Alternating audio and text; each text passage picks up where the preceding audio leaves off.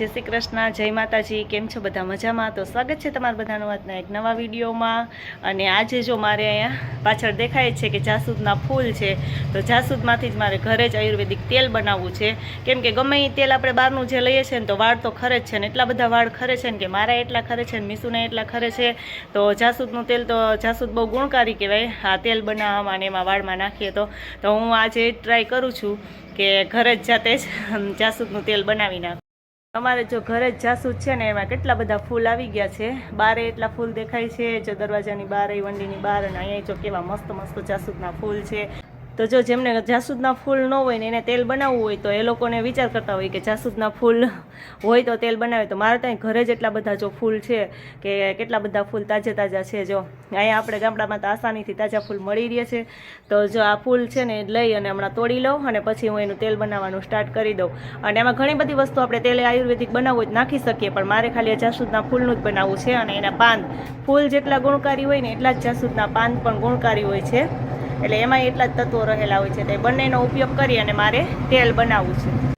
તો જો મેં બધા ફૂલ તોડી લીધા છે અને પાન તોડી લીધા છે જાસૂદમાંથી.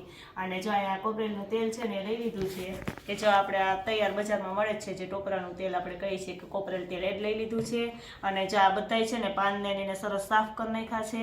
અને પછી આને ધોઈને સાફ કરીને સૂકવીને આપણે આમાં નાખી શકીએ, પણ તો પછી એમાં જો પાણીનો ભાગ રહી જાય તો આપણું તેલ છે ને વ્યવસ્થિત થાય નહીં ને પાણી ઘડીકમાં બળે, એમાં ઉકાળીએ તો બળે નહીં. એટલા માટે મેં છે ને સરસ લૂછી કપડાથી એને સાફ કરી નાખ્યા છે. પછી જો અહીંયા પાનના ફૂલને લઈ લીધા છે અને આટલા પાનને ફૂલ છે હમણાં નાખી અને ગેસ પર જ ગરમ કરી અને એમાં ઉકાળી નાખવા છે. અને ટોપરાલનું તેલ જો છે આપણે આસાનીથી મળી જાય છે ગમે ત્યાં. તો હવે જો હું ફટાફટ આ બધા ફૂલની છે ને આમાં તેલમાં નાખી અને એને ઉકાળી. તો જો મેં કડાઈમાં છે ને કડાઈ લઈ લીધી છે અને એમાં જો આપણે એટલું કોપરેલનું તેલ લીધું હતું તો તેલ છે તે એ આમાં નાખી દઉં છું. પછી આપણે ગેસ ચાલુ કરી અને ગરમ કરવા માટે મૂકી દઈએ છીએ. અને ગેસ છે ને ધીમો જ રાખવાનો, નકર તો આપણા પાન છે ને એમાં સીધા બળી જાય ને એના જે તત્વો છે ને એમાં તેલમાં ન રહે. એટલે જો એકદમ ધીમો જ મેં ગેસ કરી નાખ્યો છે, સેજ અમથું ગરમ થાય ને પછી જ આ પાન છે, પાન અને ફૂલ છે એ આપણે આમાં નાખી દેશું. તો પાન છે ને એના તો નાના નાના ટુકડા કરી નાખું છું, ટુકડા કરીને જ એની અંદર નાખીશ એમ. એટલે પાન છે એના ટુકડા કરી નાખું. અને આ ફૂલ છે ને જાસૂદના એની પણ નાની નાની પાકડી જ કરી નાખીશ, કેમ કે નાના કટકા હોય એના તો એ આસાનીથી આમ તેલમાં ડૂબી જાય અને તરત જ એની અસર દેખાડે. એમ આખું ફૂલ ઓલું બળતા તે વાર લાગે.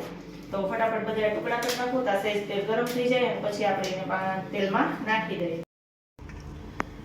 તો જો તેલ સહેજ ગરમ થઈ ગયું છે ને, એટલે સહેજ અમથું જ ગરમ થવા દીધું હતું. તેમાં જો મેં જાસૂદના ફૂલ નાખી દીધા છે અને થોડાક પાન નાખી દઉં છું. કેમ કે પાન ન નાખીએ તો પણ ચાલે, ખાલી ફૂલથી જ આપણે ફૂલ નાખીને ગરમ કરી શકીએ. પણ એના પાનમાં પણ મેં કીધું તો એમ આગળ કે એટલા બધા ફૂલ જેટલા જ ગુણ રહેલા છે. તો મેં થોડાક પાન પણ લીધા છે અને થોડાક ફૂલ પણ લઈ લીધા છે. તો ફટાફટ આ બધાય ફૂલ છે એમાં નાખી દો અને પછી થોડીક વાર એકદમ ધીમો ગેસ રાખી અને આપણે ઉકળવા દઈએ, એટલે સરસ મજાના ઉકળી જાય. અને ઉકળતો હોય ત્યારે એને સહેજ આપણે ચમચીની મદદથી કે હલાવતા રહેવાનું, એટલે સરસ મજાનું ઉકળી જાય. જો આપણે જેવા તેલમાં ફૂલ નાખ્યા ને બધાય ફૂલનો કલર છે એકદમ ચેન્જ થઈ ગયો છે. પણ આને આપણે 15 મિનિટ સુધી ઉકળવા દેવાનું છે, કેમ કે એટલી ઘડી આપણે 15 મિનિટ સુધી જ અને ઉકળવા દઈએ તો જ જે આ પાન છે એના બધા આ તત્વ રહેલા છે એ તેલમાં સરસ મિક્સ થાય. તો જે જાસૂદના ફૂલને જો તેલમાં એ ગરમ કર્યા તો એનો કલર એકદમ ચેન્જ થઈ ગયો છે. એ તમે જોઈ શકો છો કે એકદમ જો પીળાશ જેવો કલર થઈ ગયો છે અને સરસ. અને ફૂલ છે ને એકદમ જો બ્લેક ટાઈપ થઈ ગયા છે બધાય, કે ફૂલ છે એ સરસ આમાં ઉકળી ગયા છે. તો હવે થોડીક વાર હજી જો કે મેં આ ફૂલ રાખ્યા એના 10 મિનિટ થઈ છે, હજી 5 મિનિટ રહેવા દઉં અને પછી જ છે ને આપણે આને ગેસ બંધ કરી દઈએ અને પછી ઠંડુ થવા માટે મૂકી દઈએ. તો હજી તો જે મને એકદમ જો ફૂલ છે એ જેમ જેમ આમાં ઉકળતા જાય ને એકદમ સહેજ કડક જેવા થતા જાય, કે એટલે એવા કડક જેવા થવા જ દેવાના, ત્યાં સુધી આપણે ઉકળવા દેવાનું છે. તો અત્યારે જો આ હવે 5 મિનિટની વાર છે તો હું 5 મિનિટ હજી ઉકળવા દઉં અને પછી જ આપણે આને ગેસ બંધ કરી અને ઉતારી લઈએ.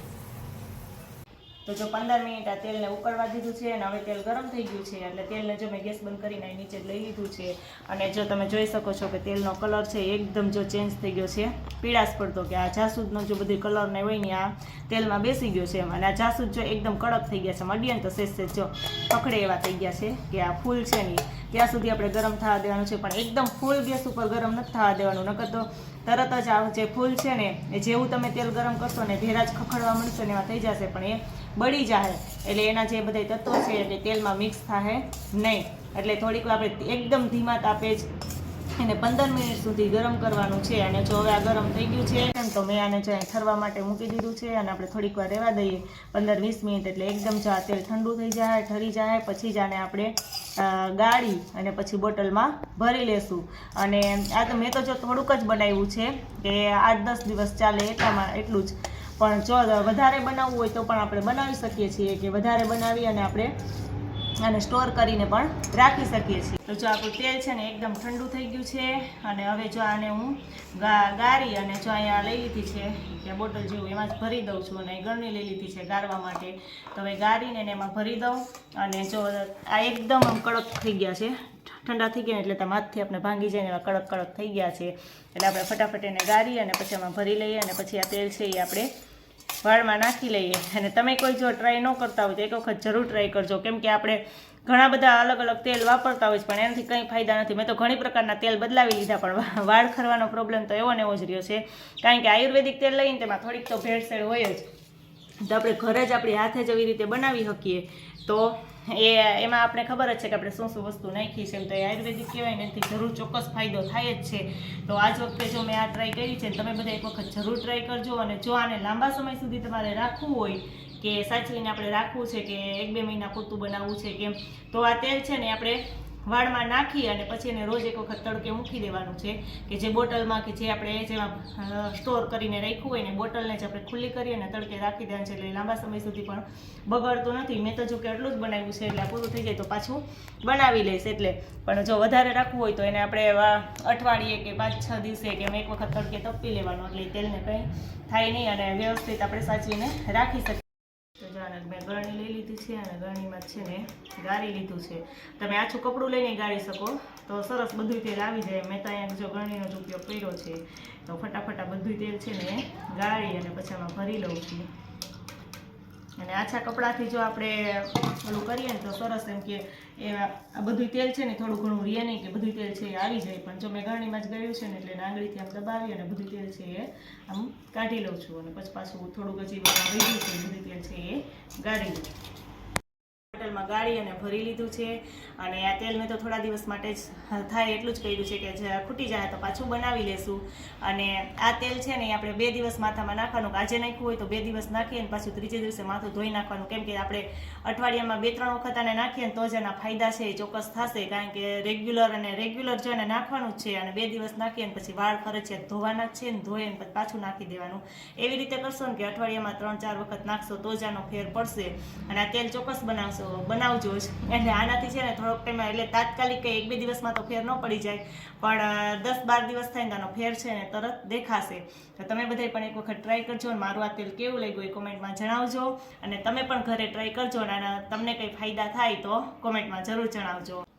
આવજો.